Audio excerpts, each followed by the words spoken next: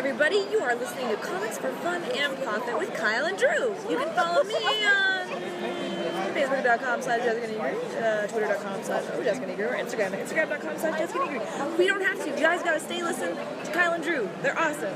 Mahalo. Oh, and Kyle, one more thing. Happy fucking birthday! Thank you for listening to Comics for Fun and Profit. This is Kyle and Drew with your sneak peek at next week, episode number 397. And this episode was a little bit different. We just got a really cool bumper from our friend Jason in Hawaii, who met my dear friend Jessica Nigri at the local comic out there, and she was gracious enough to record a little bumper for this episode and a nice little shout out. And I'm very, very appreciative, and we thank him very much for that. And I thought that was really, really cool, and I for one very much appreciate it. Nothing for Drew. Nothing for Drew, as it should be. Drew, before we get into what's coming out in the month of September, as we get to that very first release week, September 6, 2017, do we have anything from our listeners or anything else happening in the world of comics? Yeah, let's see. We got some feedback here. The Brawlinator says about the Joker movie, Kyle's partly correct. I'll take it. I will take it. Enough. Show's over. Kyle's partly correct. The 89 Batman movie had a Joker origin, but that lasted about 3 minutes. Well, I also think a Joker... I just fast-forwarded. Hold on. Where'd I lost it? Fast forward, were you listening to his thing on a VHS? Yeah, I my fat fingers pushed down, and yeah. Anyway, I also think a Joker origin movie is a bad idea. Ray Fluke over at a comic book gossip rag, Bleeding Cool, has a neat approach for such a film that's worth checking out. And while I enjoy the show, even though I don't always agree with your spec recommendations. Well, who does? That's why they're spec and not fact recommendations. That's true. Yeah, so I did go over and look at this greatest pitch Joker origin that the Bleeding Cool guys did, and now I've totally forgotten. I've totally spaced on what that was. If you can vamp for a second, let me try to open that link. Absolutely. And I think you and I, when we were speaking about, I'm not of the mind that you cannot do a good Joker origin. I am of the mind, and you and I were both of the mind, that the Joker is a better character the less you know about him, where he comes from, his origin. The fact that he's steeped in a little bit of mystery, and we don't really know, and he's kind of he's coming at you from left field, and he's just, how crazy is he?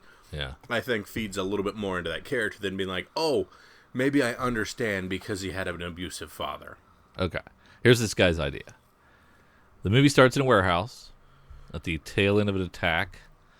Place is a mess. Bodies from warehouse security and Joker's crew scattered throughout. 3 of Joker's people are there, waiting for word from the boss on what the next move is and what they should do. As they're waiting, they start talking about the Joker, and each of them takes a turn telling a story they swear is the true origin of the Joker. After each of them goes, the 3 of them realize that one of the bodies on the floor was the Joker the entire time. He was faking his death to listen to them and see if he could figure out which of them called in a tip and set them up. As the Joker's about to kill the one he suspects, he's stopped by one of the others, who was Batman in disguise all along. Not bad. Yeah, that would work. I would accept. So in this movie, Batman knows the Joker's origin. Yeah, maybe that's crossing the line, right? Never thought about that. Yeah. So yeah, I'm coming around. Yeah, you guys have all kind of battered me, and I now accept that Joker origins are allowable. Not me. If they made one, I would not go see it. You would. No, I'm hard and fast. You know me. I guess. Stephen Haskane. He says, "Hey guys, what's up? A UK guy here, and I listen every week. You've helped me flip and make some cash money, and for that I'm ever grateful. I'm the biggest 7-2 Eternity fan, and I've stumbled across Jerome Opeña art dealers, Quan Chang, selling a 400 print run red variant to issue number 9, which is on offer at Fan Expo Canada, and he's offering some of the CGC forum below. which is, I think you can find to go to cgccomics.com and search for Limited Red Edition 7 to Eternity 9, and you should be able to find it. It's, well, if there's any left, last one I looked at was $100. I think there might have been one that was 60 or something. So, if you're really interested in that, he says, I'm fortunate enough to have found this, but most won't have, as Jerome isn't very social on the Twitters. Thought it would be a good talking point. I managed to bag myself a raw version and a raw signed with a COA, and paid a premium $65 shipping to the UK. Interesting. He's interesting. Keep up the fantastic work, and I can only hope for a shout out. Well, you got a shout out, Steve. So, thank you. And he also sent his image gallery of some of his 7 to Eternities. He has quite the wall collection, and is a 7 to Eternity super fan, which is cool. That's awesome, especially since I am hoping that Skybound deal I think 7 to Eternity, is that on Skybound? No. Okay, it wasn't. I couldn't remember if that. I know God Country one. I thought 7 to Eternity. No, I'm hoping they do Rick something Remender. cool with that. His imprint is Giant Generator. Giant Generator. I'm still hoping that 7 to Eternity makes its way to some sort of it'll get options. deal. Yeah, exactly. Because I think it lends itself very, very well to that. And But I'm I not have just saying that because I'm short-term sitting flip on some mice. number ones as well. I've sold mine, so. I also have an artist proof and 5 volume 1 trade variants. Okay. Interesting. Yeah. Yeah. Well, thanks for sending that in, Steve. And keep up the good work. You're a braver man than I, buying a $100 variant and then paying that premium to ship it. So you are a super fan. That counts. No doubt. Yeah. And that means a lot in my book. You get mad respect for going to that extent. Yeah. Looks like they still have some 9.8s in CGC Blue label. Still a few left for that. And what are the prices? That one at the moment has $100, but I'm flipping through a forum at the moment, so I don't know how many are left. Yeah, that's interesting. I've never been to that forum, so that was the first time.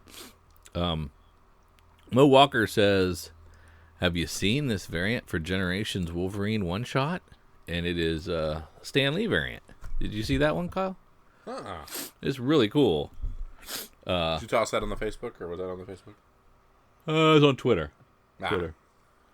Not Facebook. I am going to sneeze soon, so if I go silent, you'll know why.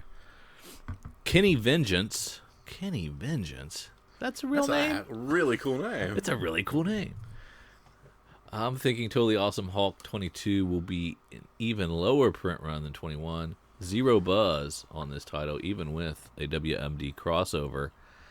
And, yeah, and then we kick that over to, who was it? I think it was Michael Lamb, who was showing us screenshots of some sold 22s that were, holy smokes, we thought it was pretty out there when they were selling for $40.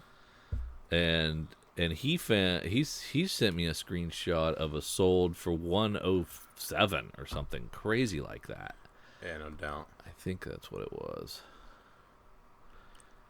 I had these all open and ready to go for a seamless episode, and now I'm. Yeah, it appears that you're able to get them for about $50 a pop now. There's of course the overreachers and the underreachers and everything.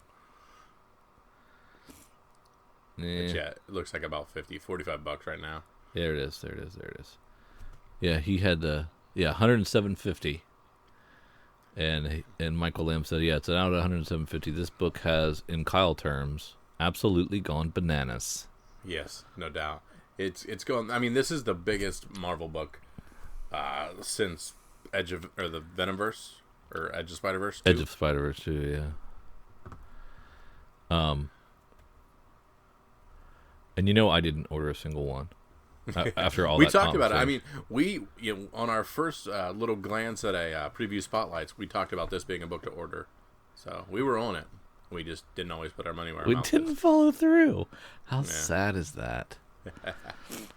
How sad. And then also, what's the other one that just came out? The Weapon X7.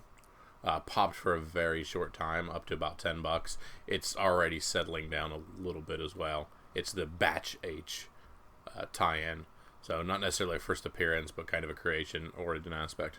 Oh, okay. Let's see, the Titans cast, Ryan Hodap sent us a link that Titans has cast Brenton Thwaites as its live-action Dick Grayson. Did you look into this, Kyle, at all? Yeah, he's Australian. I was hoping it'd be an American actor, but no problems there. I think he needs to pack on a little bit of muscle for this character. I believe there was a conversation you were having about the booty on Grayson and making sure that's up to the comic book standards of. I don't know that I was in on. I think I came in at the tail end of that conversation and threw my eye roll in on it. Is that what it was? Yeah. But yeah, dude is 6'2" and 28 years old, Australian actor. I don't see why he couldn't do it. So yeah, but yeah, let's hit the gym a little bit. Let's hopefully get some good kinetic movement. Yeah, you know, a lot of acrobat training is going to be needed for this because I expect my Nightwing to be, floating freely through the rafters. Yeah, Michael Lamb reposted. Michael Lamb did not say this, but reposted comicbook.com's discussing his butt and the fact that Nightwing's butt is practically legendary in print, as well as real life. Which this is what does the that actual mean? The actual title for a comicbook.com article is "Does Brendan Thwaites have the right butt for Nightwing?" That's crazy. Just FYI, I'm unaware if he does or does not, and I'm unaware of if I'm the right judge for that. Yeah. You know you've been scouting these butts for years. That's absolutely. Waiting to be asked. Wolf Warner says Black Panther is still going strong. Upcoming number 17, covered by Jenny Frison, already sold out at Midtown Online. That is more about Jenny Frison than it is about Black Panther. Yeah. Did we say Black Panther was dead? I think I may have. I thought I was probably talking about the crew, but maybe I said something. Wolf's very sensitive. He said. What else did he say? Oh, he said it matters not what man may saith. Wow, you're getting biblical all over there. Weapon X WMD has been an awesome read. A top 5 Marvel book. No longer gimmicky, it's officially good. Regardless of spec hype, Fred Van Lente and Greg Pak will do wonders with this new character. All right. Nice. You absolutely cannot tell me a character is legitimate after one book and one origin that doesn't involve the character. We're going to need an entire arc. We're going to need surrounding characters and cast of characters, and we're going to need depth for this character. So while we have a great drop, we have intrigue, there needs to be a lot more for this not to end up the next Silk. Yeah. A few things that we may have missed from last week's show. Ooh. Mel V over at Comics Heating Up says Black Panther 17. So he echoes Wolf's sentiments. Jenny Frison and Marvel make a great relationship. Her astonishing Ant-Man cover still demands a high price in the aftermarket. So this one could be under-ordered and tough to find. Yeah. Keep your eye on this. Secret Empire 10 cover B, Del Auto cover. Too many copies. He said he chose this because it happened. What happens inside the book more than the cover. It doesn't have the normal Del Auto wow factor, but it's still a decent cover. Mm-hmm. And I think Michael Lamb was high on that cover as well. Yeah. And Star Wars Jedi of the Republic, Mace Windu. Jeez, that's a long title. Star Wars Jedi of the Republic, Mace Windu, #1. Cover C, a Russell Dauterman 40th anniversary cover, which is Princess Leia. Yeah. And it was originally listed, he said it's originally listed as a 1 in 25, but then Marvel retracted that and it went back to a different ratio, a lower ratio. Yeah, the anniversary covers were never the 1 in 25. Marvel tried to do some shenanigans with this one, and they pushed back on them, and they went back to their original setup. Yeah, yeah. But yeah, while it could cover, still available for $4 free shipping. Available, not super hot.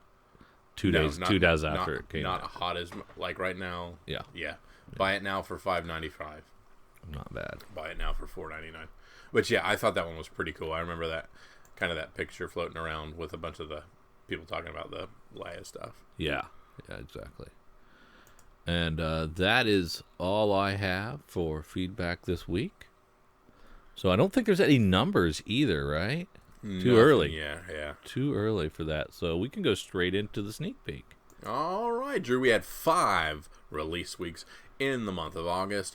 Good old September, I believe, only has the 4. So we'll see what we can do when we get back to a regular September. Yeah. Drew, September 6th, 2017. Let's start where you and I always like to start. Let's start in Dark Horse. Yeah, let's get out of that 5th week. That was terrible. We did not do well with that one.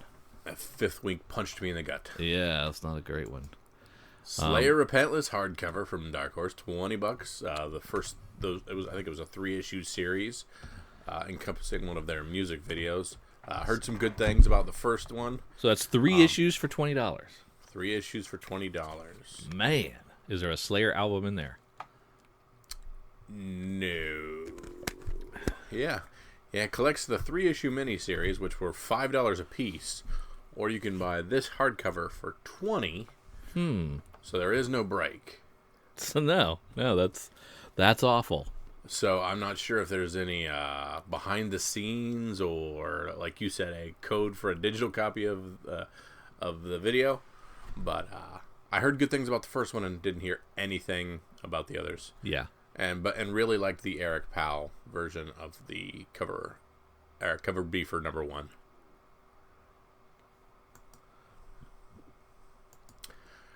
Drew, you're the one I come to for Usagi Yojimbo. Tell me about 161. Oh, man. I don't know. It's probably a lot like 160, 159. Okay. They're usually like single issue stories and little adventure. He always wins. Good always wins. Defeats evil. Kind of nice and refreshing. Yeah, no doubt. All right, sir. Anything else in Dark Horse? No. Because they literally have 2 legit comics. And the rest are collections. Yeah. All right, let's see what DC has for us. Well, normally we'd be excited because there's a new character launch in a comic, but it's Astro City, and the character is G-Dog, who's half dog, half man. Not just any dog. That's a corgi, my friend. Okay. You can have that. That's the Astro most City popular doesn't have dog any on the spec internet. value. Sir. It never has. I love this book so much, but it's, for some reason, even though it doesn't sell, it has low print runs and it's amazing, not sought after spec wise. So there you go. Pass. Critical pass from a darling. spec point of view, but definitely read it because it's awesome. Know that it's there, and some people might have intrigue, but not us. Yeah. Batman 30. I like Kite cover Man. A because I'm a big fan of Mikael Yanin. So that's one that I actually really think is a good cover. We got a new Bombshells to replace the old Bombshells. Still written by the old Marguerite Bennett, though. Oh, she's doing interior art too. Marguerite Bennett? That's what I have as far as when I click it. It doesn't sound right. That does not sound right. Marguerite Sauvage doing the... Oh, I see that now. Yep, Yeah. I see that now. That's usually how that works. Yeah, I'll sample it because I sampled the last volume, but I didn't like it, so I'm hoping I like this one a little better. Yeah. Those covers are pretty nice. Very. Is there just a cover A, or what do we got for this? There's a cover B. And a cover B. A Babstar cover B. Babstar. Poor Aunt Lucia is gone.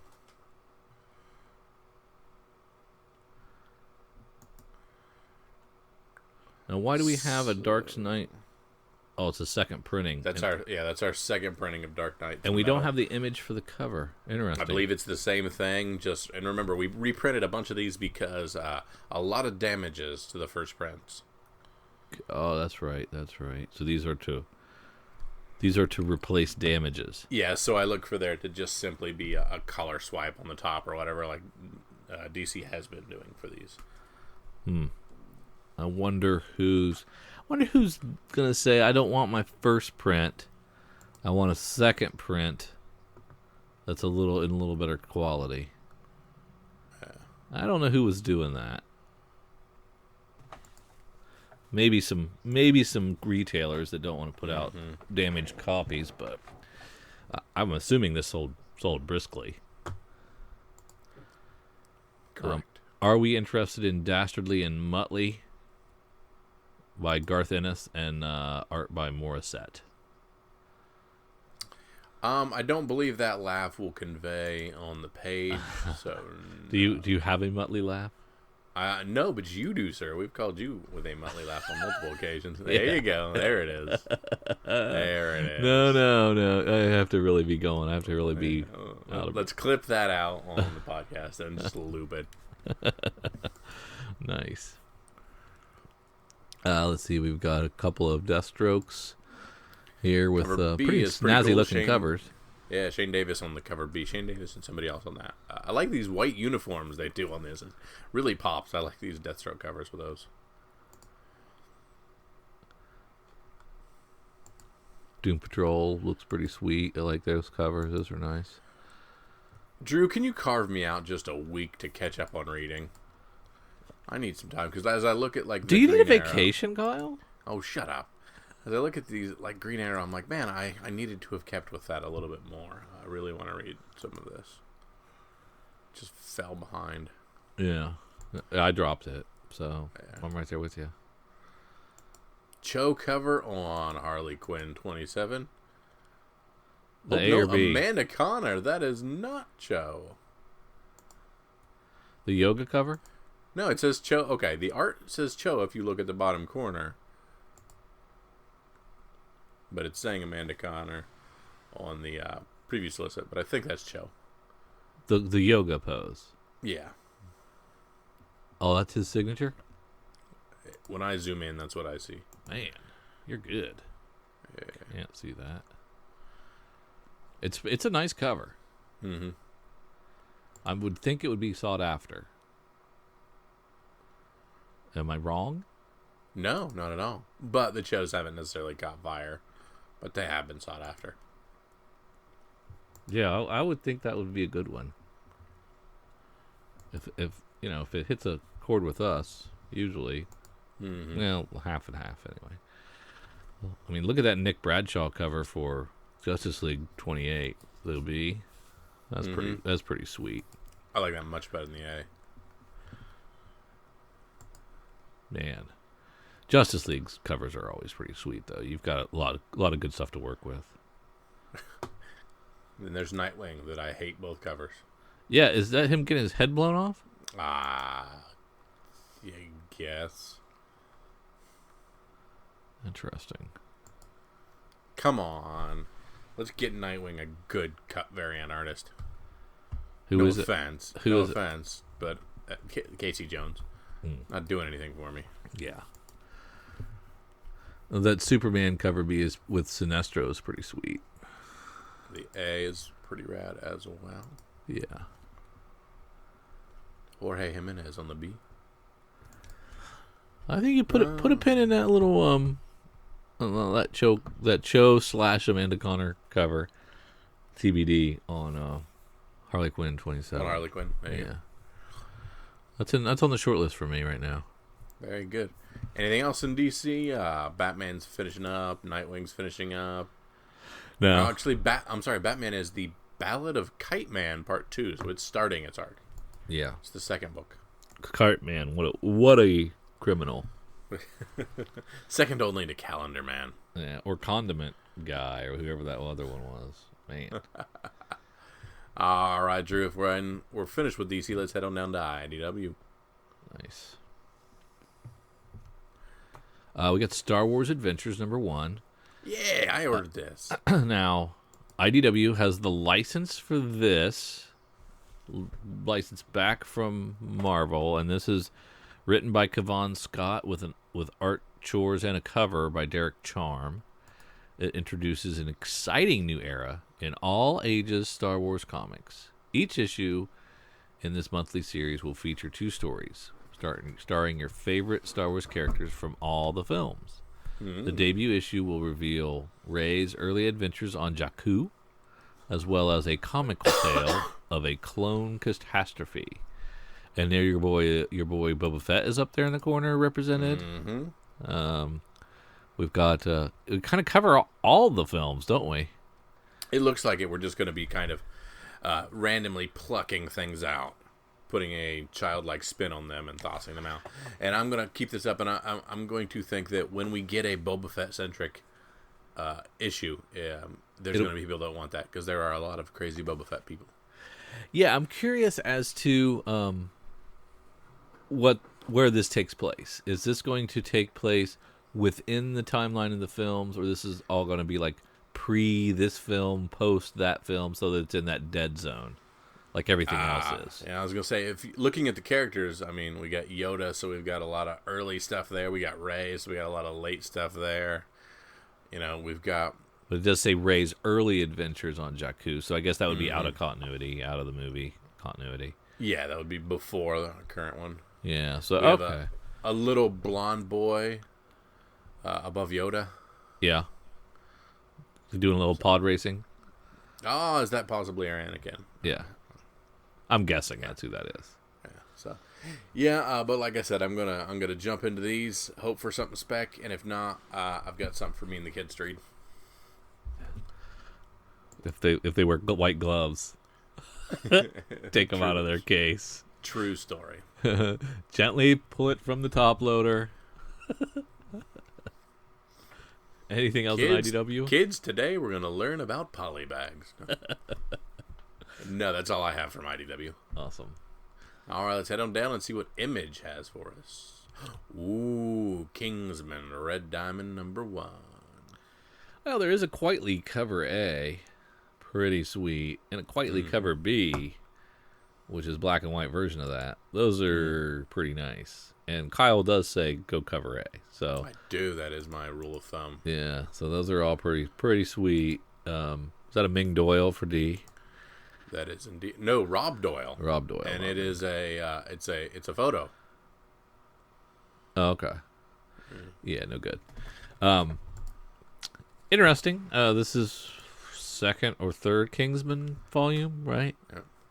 This is So I would say no value, but I would still probably pick up a Quietly cover just in case. Snag an A if you can get a good deal on it. Like Yeah. I think I may have ordered one since we get a break for the #1, but I expect nothing out of it. Yeah. And of course, they've taken this opportunity to reissue the trades for Kingsman Secret Service. Oh, that's smart. Makes a lot of sense. We got a second issue of Elsewhere after a strong debut from Jay Faber comics. So it's a good 1-2 punch of Elsewhere and Copperhead. Good reads. Outcast #30, The Coming Storm. The forces of evil are closing in. Holy smokes, we have a Motor Crush sighting. Oh. Brendan Fletcher and Cameron Stewart and Babs Tarr all back together again in issue 6 from... Oh, it's gotta be 6 months old, right? Late, right? Well, they did an issue. Yeah, they finished up their first arc, 1 through 5, released their trade, took a couple extra months. Oh, so this is man, it seems like a long time, but all right. You vamp for 5 seconds, and I will find us dates. Yeah. So you already said you were excited about this Outcast that's also delayed? Yeah, I think that looks pretty cool. I'm excited. I You're still current? need to read 20. No, I still need to read 29. So I'm just behind You're current. close. You're close. That's much better. It's still exciting. I mean, it's still got the same pacing as Outcast always has. But I think it's much more exciting now. It's much more exciting, but it's still it's not like super action packed. You still gotta kind of be in it. We got to the 22nd issue of Postal, and this has changed a lot. Mark's now kind of the man in charge. It's really come a long way, and I'm anxious to see where this goes. If we're heading towards like issue 30 as the end, because I don't think he can keep this going for much longer. Motor Crush number really good. Motor Crush number 5, April, and then so you take off May. You have a trade break for June, and you come back in July. So like I said, and take an extra couple of months off. So we have Scales and Scoundrels number 1, written by Sebastian Gerner, with art by Galad. It's a new series, and it's hard to make an honest living in a land brimming with magic and mystery, and treasure hunter Luvander is tired of being a penniless adventurer. Ever in search of golden glory, she sets off for a fabled dungeon, the Dragon's Maw, an ancient labyrinth at the bottom of which slumbers endless wealth, or certain doom. But what starts out as a road to riches becomes the first step on an epic journey to destiny. For Luvander holds a secret in her heart that will shatter the chains of fate and bring light to the world encroached upon by an ancient darkness. This is the dude that did Shirtless Bear Fighter. Mm-hmm. Which this doesn't sound as funny. This doesn't sound as fun. I don't know. I ordered 2 of them. So you like it a little more than I do, I think. It just seemed premise fine, creative team fine. Yeah. Let's toss it out there and see. Plus, I've been intrigued a lot by books that only have one cover. Yeah. A lot of these that come out with A, B, or C and stuff, especially Kingdom, a slightly bit artificially inflated. I'm kind of liking these. Just here's your option, here's your story. Let's just do it. Yeah. We've got the aforementioned 7 to Eternity number 9. We've got a cover A with Opena's cover, and we have a cover B with Trad Moore from Ghost Driver fame. So that's an interesting cover B. And Trad Moore's been doing a lot of stuff with Venom, is it? Or Spider-Man? Something over at Marvel he was doing. Perhaps. I'm going to go seek out that Trad Moore cover. Yeah.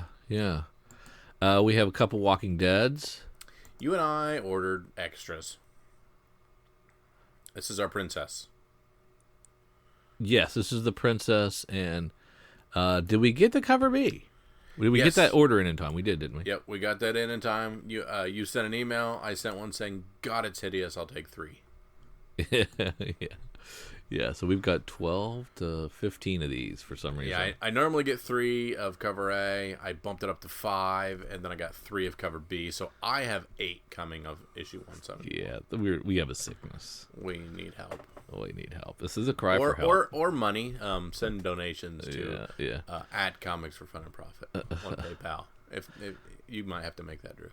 It's up there. It's on it's on comicsfunprofit.com. You can click the PayPal if you want to. We will take donate to our we will Dead take fund.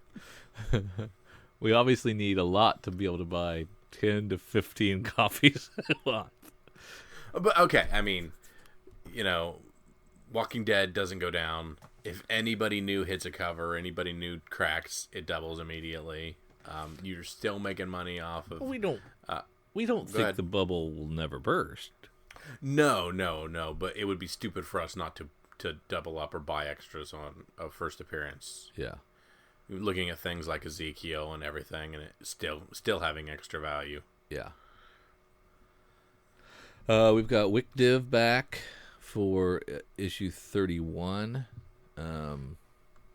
And it's the part 3 of Imperial Phase.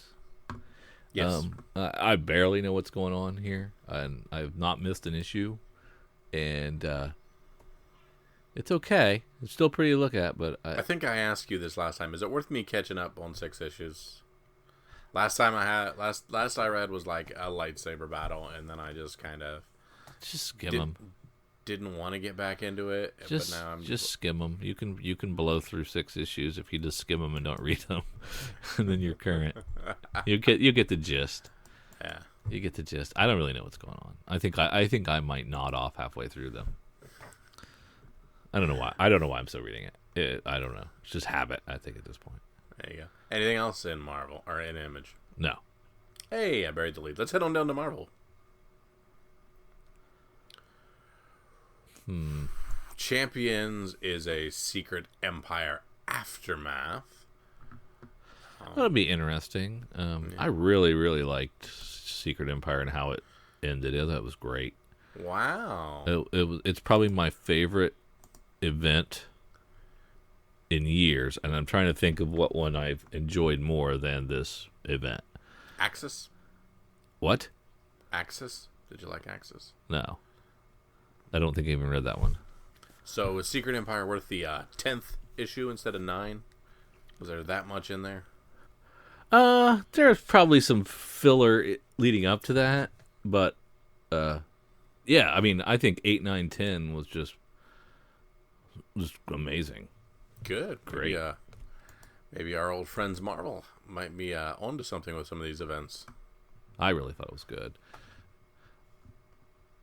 Might be in the minority, but I liked it a lot. Generations Iron Man and Ironheart #1. Hey, these are completely stupid premises. These are just dumb. I don't even understand what's going on here and how these. Well, let me explain to you what's going on. This is written by Brian Michael Bendis with art by Marco Ruby. Riri Williams is given a once-in-a-lifetime chance to meet Tony Stark, Sorcerer Supreme. Join Ironheart as she discovers things about the Iron Man legacy that will change her forever. Right. Okay. Let me finish. Okay. Oh, you weren't done? I wasn't done. I was just getting wound up. Oh, okay. Sorry. So I can't figure out why our current day hero is being thrown back in time and place with our old school hero, and having an adventure, learning a lesson, and then dissolving back to their current time. I have no idea why this is happening and if it's even going to have any repercussions in anything else. But they've been pretty good. Okay. Even though they're $5, the Hawkeyes were good, the Thors were good, the Wolverines were good. Those are the 3 that I liked the most. And so it's possible this Iron Man Ironheart will be good, but also $5. Did I mention that?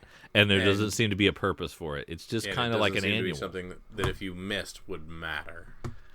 Yeah. How does Generations lead into Legacy, and does it matter? I don't know that answer. Because there's really not very much explanation. Mm-hmm. You just... New hero gets pulled out of their time, back to old hero's time. They meet. They say, "Oh, this is weird. You must be from the future. You must be from the past." And then let's beat the bad guy, and then let's bond a little bit. And but it's all so. A lot of those are really well done. I don't understand them, what their purpose is. And I guess that's okay.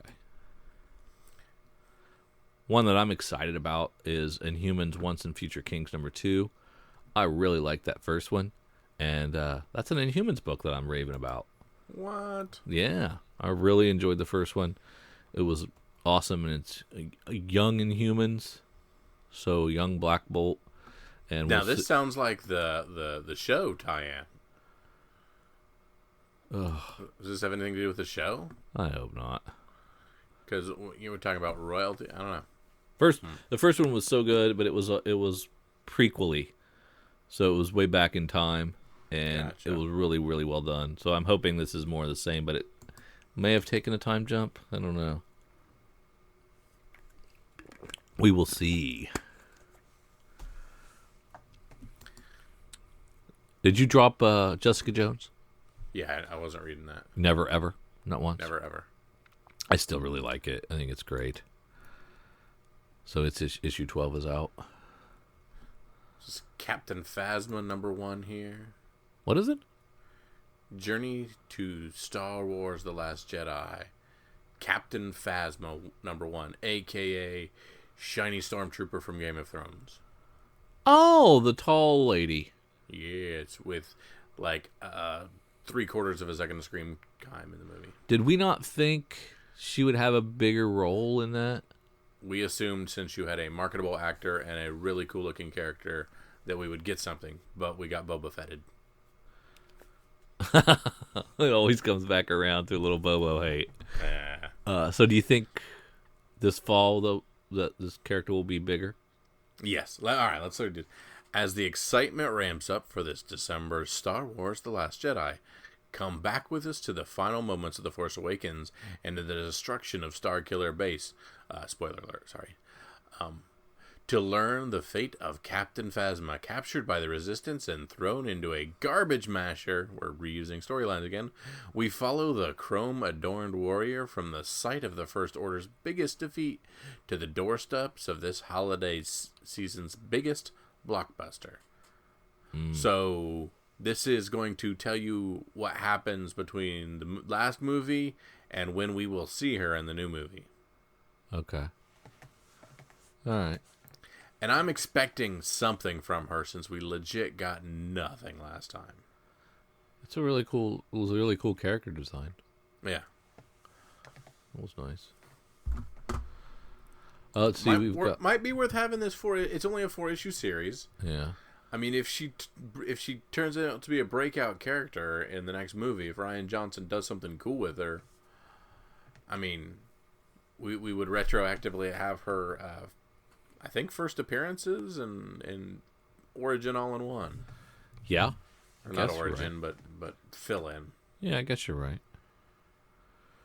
That makes Just something sense to think about. Yeah. Well, you can do that with just the issue 1. You don't need to buy all 4, do you? I mean, in for a penny, in for a pound. It's only 4 friggin' issues. It's not like you need to do 10 or 12. Yeah. Yeah. We got Spider-Man 20. Miles Morales is under arrest. There you go. That's it. Oh, no. That's the list. And I'm kind of curious about Spider-Man Deadpool 21. I haven't read this for a while when they kept doing the rotating creators, and this is not the creators we like. Correct. But it's got Arcade in it, who's a really cool villain. Ah. And so he's building a murder world on Madripoor. And it looks interesting. Are the original creators gone from this? Or is this another one of those breaks? They're going to rotate back in, but I have not heard. But they're not. At least they're not using like Hollywood D-listers as writers this time. So that's a little better. We got the 5th issue of the Darth Vader relaunch. Helmed by Charles Soule, and we were all sad about Kieran Gillen leaving, but he will be taking over the main Star Wars title from Jason Aaron. So I guess that's a wash, or are we going to miss Jason Aaron? Of course we're going to miss Jason Aaron. But this Darth Vader series has been really freaking good. Yeah, it's not bad. I liked it. We'll see what the second arc has to hold. It's in a sandbox that I like. I like that time period. Yeah. I think that's a better place to play. It's hard for me to say I like Charles Soule stuff, so I got to hold it back a little bit. There you go. You had another Venomverse? What's this? We're in it. We entered Venomverse, and now we're all up in Venomverse with Cullen Bunn. I snagged all of the last arc, or the last mini, and I ain't touching this $5 book and all of its compadres with a 10-foot pole. Yeah, it wasn't good, that last one. Nope. Is Omega Red a big deal in X-Men Gold? No. We've got Venomverse War Stories, written by Declan Shalvey, Magdalene Visango, and Colin Bunn, with art by Anapola Martello, Declan Shalvey, and Tana Ford. Yeah, interesting. Yeah, and we get the awesome adventures of Venomized Rocket Raccoon. We get a Venomized Punisher story.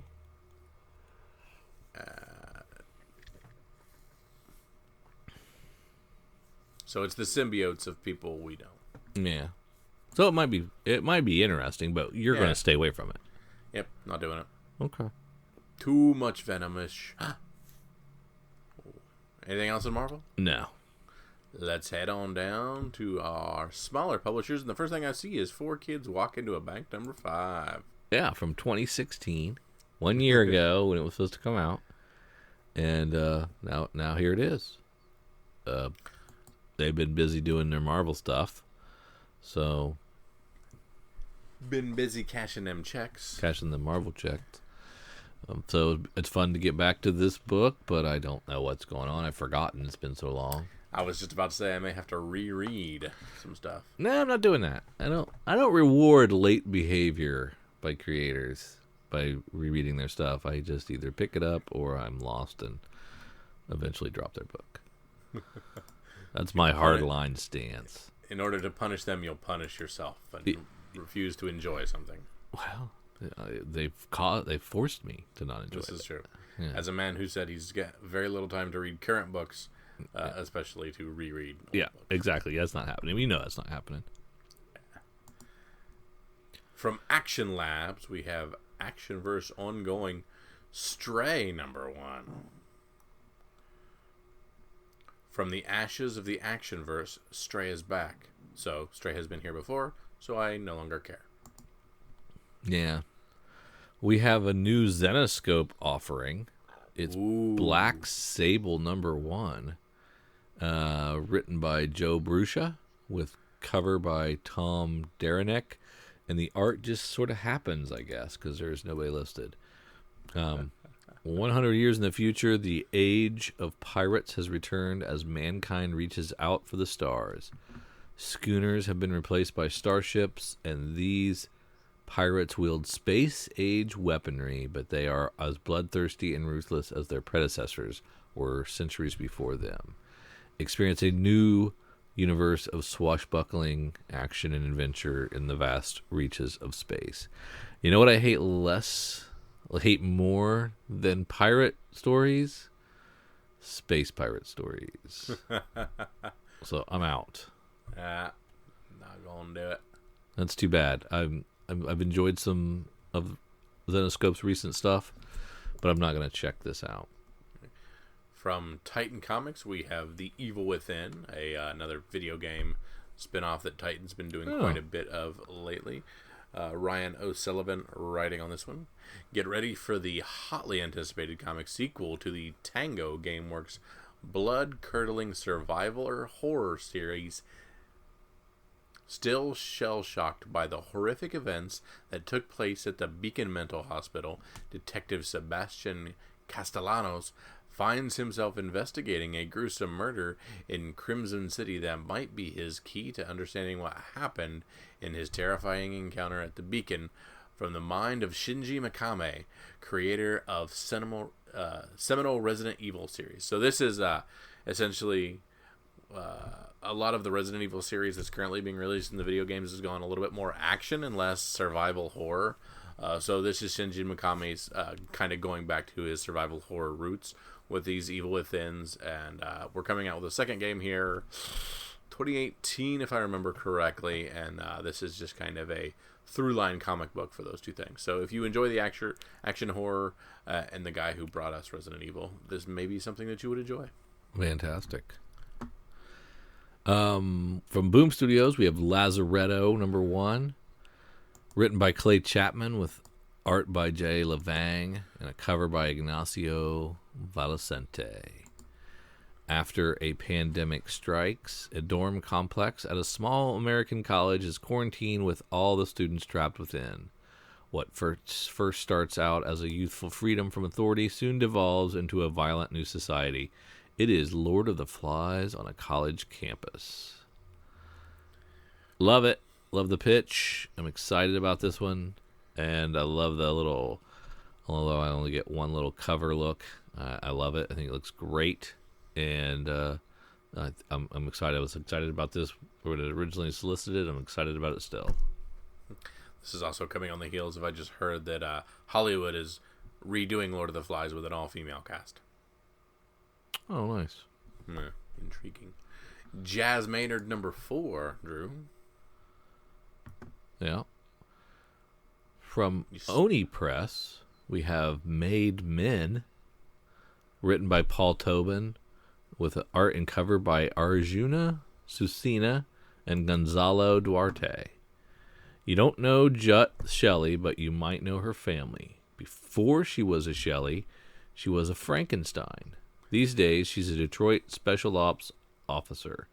At least she was, until she and her entire team were ambushed during what should have been a routine call. Jut watched as one by one her friends were gunned down, and then, in a flurry of bullets, Jut fell too. But Jut isn't like other people. She's a Frankenstein, and she knows all her family's secret. Guess who's getting the gang back together? Could be good. So who was Mary Shelley? Because I remember that from Mary Shelley is the author of Frankenstein. Okay, that's right. I gotcha. Yeah. Yeah, I think this is interesting. Yeah, it does sound pretty rad. Yeah, it sounds pretty good. Millennium Girl Who Played with Fire. So is this... What is this? Okay, so is this our Swedish... The Girl with the Dragon Tattoo type stuff? I guess, but it's also under the Hard Case Crime imprint. So I don't know what this is. The Millennium Saga continues with The Girl Who Played with Fire, the second chapter.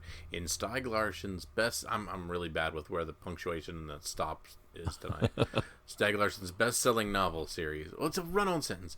In this exciting comic adaptation, anarchist hacker Lisbeth Salanda finds herself on the run after being accused of a triple murder, and only renowned journalist Mike Blomkowitz has the skills to help clear her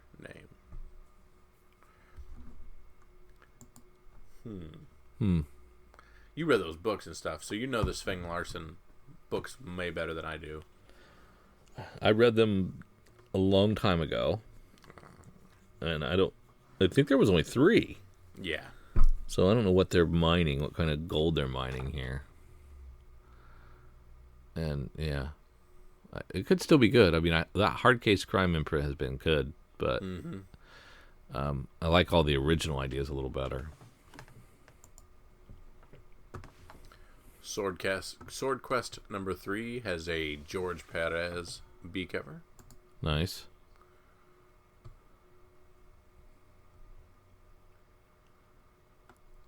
I ordered both copies of Trump's Titans just to troll you. Yeah, you did. You made me place that order, and my hand, I got a little sick to my stomach, and threw up a little bit in my mouth. Threw just a little bit in your mouth. I apologize, sir.